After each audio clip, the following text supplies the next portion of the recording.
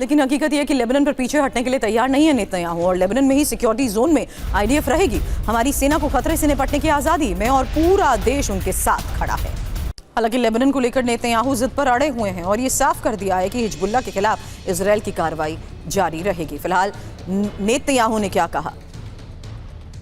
Lebanon में IDF को action की पूरी छूट है।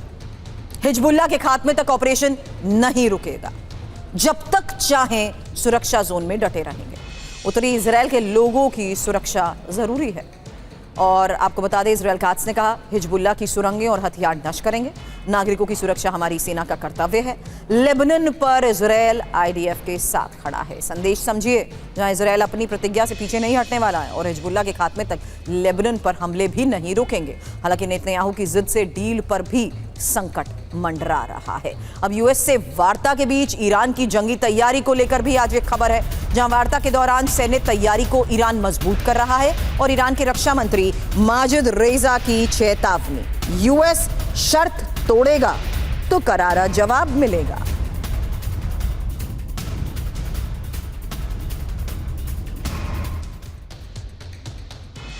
साठ दिन की वार्ता, इसी बीच क्या होगा हमला?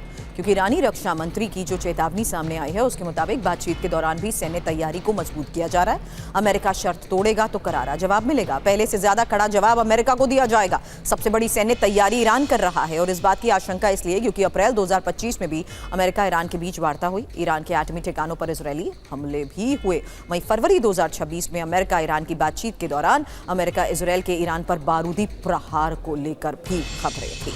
अब अमेरिका से डील पर ईरान का बड़ा दावा यह है कि ईरान को फ्रीज $12 बिलियन मिलेंगे।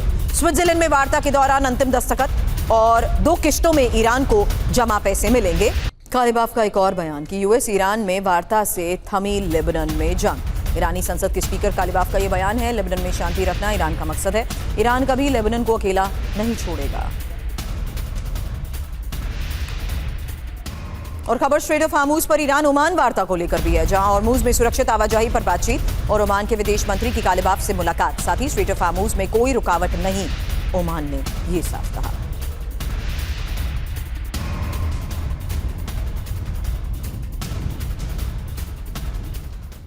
तो यूएस ईरान में नहीं भरोसा, अब ओमान क्या करेगा? क्योंकि खबर यह है कि स्विट्जरलैंड में अमेरिका और ईरान की वार्ता और ईरान ने यूएस से वार्ता को जल्द खत्म कर दिया। ईरानी स्पीकर विदेश मंत्री ओमान के मस्कत गए और ओमान के विदेश मंत्री सैयद बद्र बुसैदी से मुलाकात की। स्ट्रेट ऑफ हार्मूज के मुद्दे पर दोनों पक्षों में बातचीत हुई। हॉर्मूज में सुरक्षित आवाजाही पर बातचीत की गई है। हालांकि अंदर की बात जो आ रही है उसके मुताबिक स्विट्जरलैंड वार्ता में जेडी वेंस पर कालिबाफ भड़के और कालिबाफ ने वेंस से कहा यूएस की धमकी नहीं चलेगी। ओमान लंबे समय से दोनों के बीच भरोसेमंद मध्यस्थ है और लेबनान के मुद्दे पर भी भूमिका ओमान निभा रहा है।